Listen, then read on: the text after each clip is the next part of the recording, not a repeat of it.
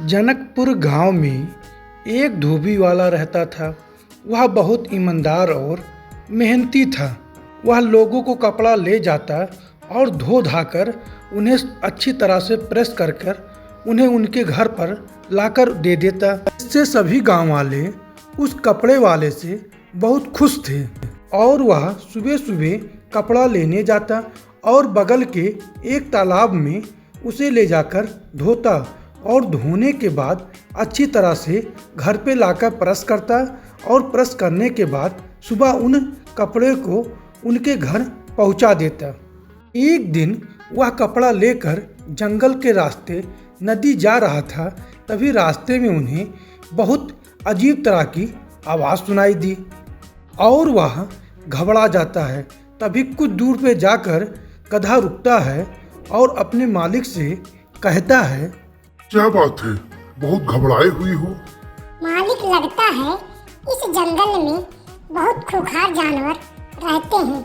हम लोग को रास्ता बदल देना चाहिए, नहीं तो जीवित नहीं रहेंगे। डरता नहीं है, हिम्मत देकर आगे बढ़ जाता है और अपने गधे से यही कहता है, तुम डरो मत, तुम एक ही चीज कहो कि इस जंगल का राजा मैं हूँ इस जंगल का राजा।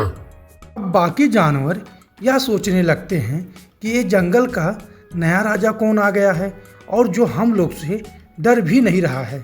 तभी जंगल का राजा शेर को यह आवाज़ सुनाई देती है और वह सोच में पड़ जाता है और कुछ देर के बाद वह सोचता है और धीरे धीरे आगे बढ़कर वह कपड़े वाले के पास जाता है और कहता है, कौन हो तुम? महाराज, मैं आपका जंगल में प्रचार कर रहा हूँ कि इस जंगल का सबसे बड़ा राजा आप हो। मैं तो एक कमजोर गधा हूँ, सिर्फ आपके माध्यम से आपकी बड़काई कर रहा था।